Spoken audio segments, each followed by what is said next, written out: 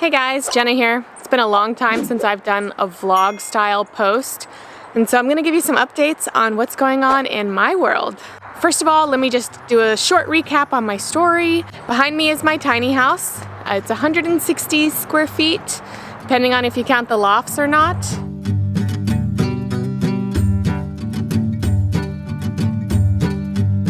I built this house with a bunch of help from friends and family in 2014.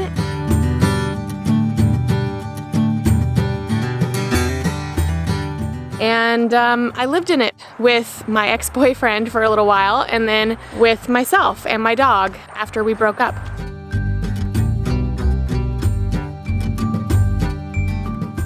And I'm not going to really touch on that, even though that is probably the most commented thing that I get is, why did you guys break up?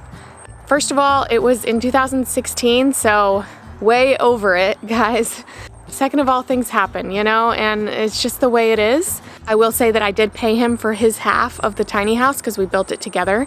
We decided on a price. I paid him monthly installments for a whole year. So anybody who says I stole or took the tiny house or took advantage of him is completely wrong. And we made the decision together that I would be the one that continued on living in the tiny house.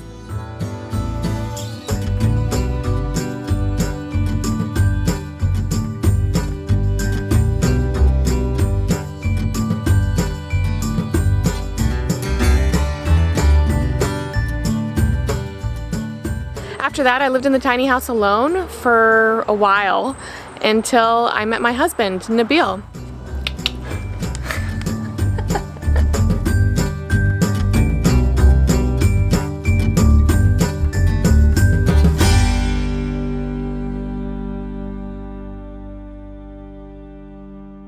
And then we decided, after dating for about a year, that I would move in with him.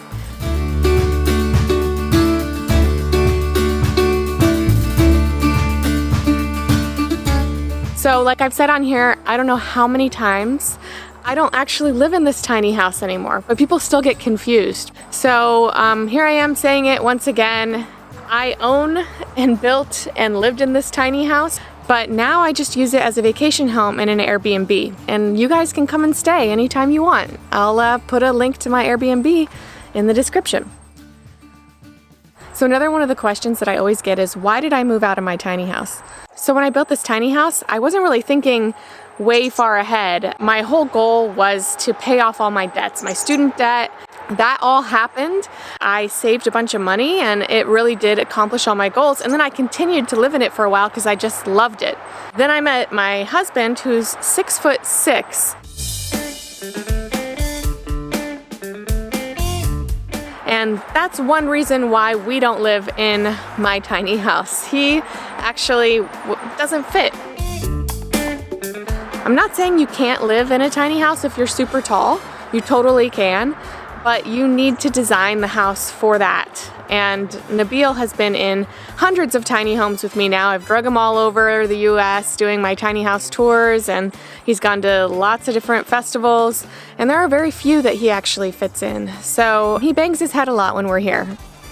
You know, he's like a good sport about it, and you know, he's just a positive person, so he's fine with it, but I don't think he'd want to live in it full time, and I would never ask him to live in it full time.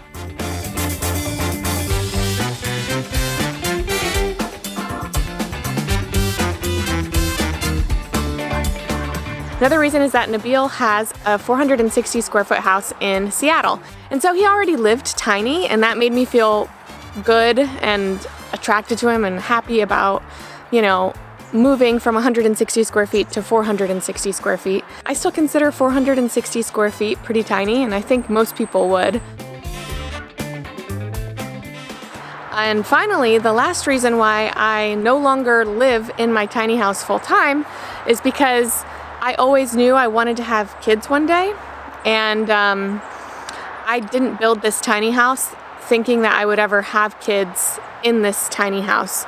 I know a lot of people do. I cover them on this channel. I think it's great if you can live in a really teeny tiny space with kids, and I think you need to design the space for that. I don't think I could remodel this house and live in it with kids comfortably. I think I'd go insane. That's me though. Everybody's different, and I have a huge amount of respect for the people who can live in their tiny homes or buses or vans or whatever with their kids. I just don't think I could. And so when Nabil and I got married, we knew that we weren't gonna be able to live in the tiny house with our kids. It just made more sense for me to move in with him than for him to move in with me. And that actually brings me to my final announcement. You know what? I'll just show you.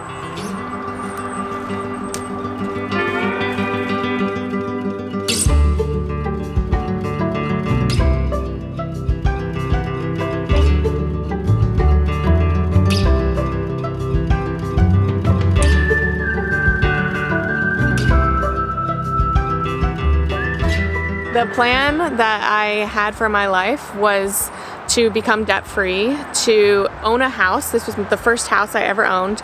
Now Nabil and I own his house together, and to start a family. And I'm 34, and all of those things have happened. And a lot of it is because I decided to build a tiny house when I was 26.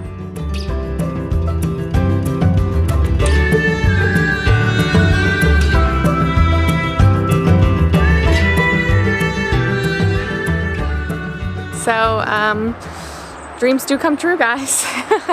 So one final thing, we're actually remodeling Nabil's house right now, the 460 square foot house.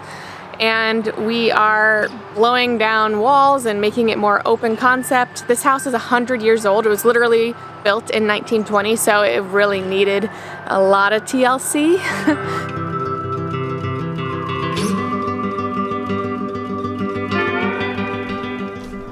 Mom and Dad are working hard, mostly Dad. You okay there? Yep. You'll see this one day and see what we had to do for you. So we are remodeling that house, getting ready for baby, and maybe even talking about adding on an addition so that one day the little one can have their own room. We're spending a lot of money doing that, and we can do that because one reason why is because I'm debt-free. Hopefully you guys will have some comments for me. I'm sure there'll be some negative comments about how I've sold out and I moved out of the tiny house. I never said I was gonna live in this forever, and I'm not saying we're gonna live in that house forever either. People change, your life changes, and with that you better change too, otherwise you're gonna be miserable. Why don't you let me know in the comments if you'd like to see some updates on my 460 square foot remodel, or what else you'd like to see from this channel, because I'm always wondering what you guys want to see next. So I hope you guys enjoy the little update that I've just given you, and come back for more videos every single Friday.